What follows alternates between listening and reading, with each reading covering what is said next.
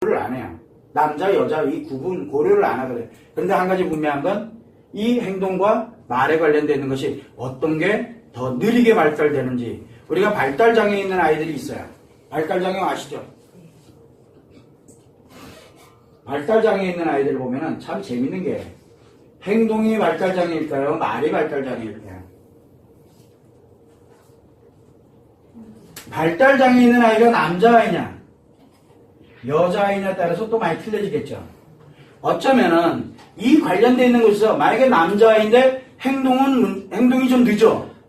아니면 말이 좀 늦어. 그러면 어떻게 조치를 해야 될지가 어떤 정보가 더 많이 들어가야 되는지 그리고 어떤 거를 더 많이 표현하게 강화를 시켜나가야 되는지 남자아이에 따라서 여자아이에 따라서 전혀 달라진다는 걸 알아야 돼요. 그런데 이거 구분 안 해요. 여기 관심 없어요. 발달장애다라면 모든 걸 다 골고루 발달시키려고 들어요. 백나라에 하나는 발달장애 있는 아이들이 특징이 뭐냐면 특정한 하나가 발달이 늦어지면서 전체가 늦어진 것처럼 보여요. 근데 특정한 하나가 발달이 늦어지고 있거든요. 그러다 보니까 전체가 늦어지는 것처럼 보이는데 그 특정하게 발달되는 거를 빨리 회복을 시켜주면 전체가 다 그걸로 회복을 따라가요. 그러면 남자아이들은 어디가 대체적으로 늦겠어요? 남자아이들은 주로 시각 정보에 굉장히 중요하기 때문에 많이 늦어요. 말이. 여자아이들은 행동이 늦어요. 그래서 발달장애에 관련되는 부분에서 우리가 다룰 때는 어떤 방법으로 다룰까? 이 아이들은 심리장애를 가지고 있는 아이들이 아니에요. 들어오는 정보에 관련된 처리 능력, 인식의 장애, 처리 능력에 관련되는 것이 조금 늦어지고 있는 거거든요. 빨리 그걸 소통할 수 있게끔 우리는 어떻게 해줄 것이냐를 빨리 만들어줘야 되는데 엉뚱한 걸 하고 있어요. 그러다 보니까 치료가 잘 안 되는 거예요. 발달장애, 생각보다도 아이들이 발달장애 가진 아이들이 굉장히 많습니다. 그런데 부모들은 다 어디에다 맡겨요?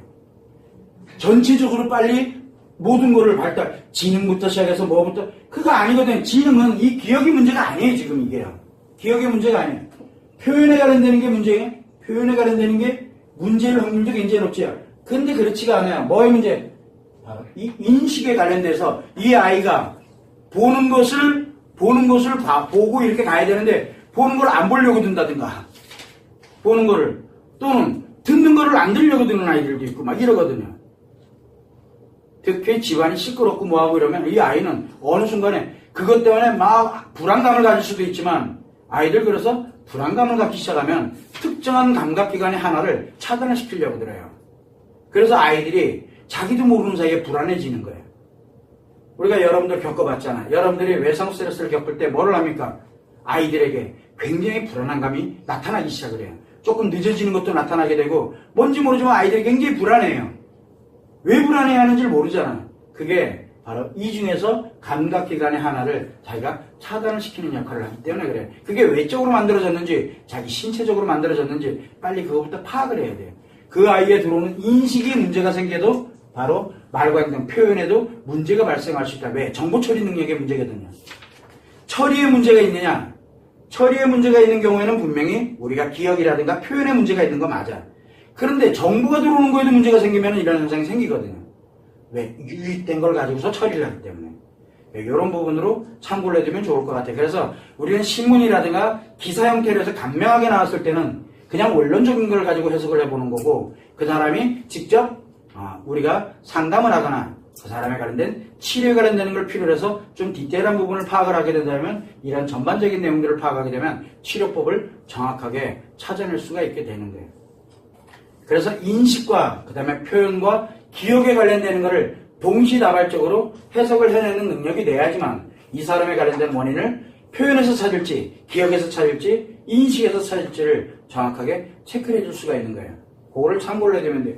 여기에 관련되는 거는 인지행동치료법부터 안에 기억치료, 표현치료, 인식치료, 인간관계를 차단시키는 거, 그 다음에 약물치료하는 거, 공황장애 치료법이 생각보다도 굉장히 중요한 역할을 하게 돼요. 여기에는 인간의 심리장애에 관련된 치료법이 여기에 총망라되어 있기 때문에 그래요. 우리가 외상 후 스트레스 장애 치료법이 생각보다 요거와 거의 흡사해요. 여러분들 치료법을 곰곰이 한번 생각해봐. 어떻게 진행이 되어 왔는지를, 어디를부터 먼저 바꿨는지를 생각을 해보시면 됩니다.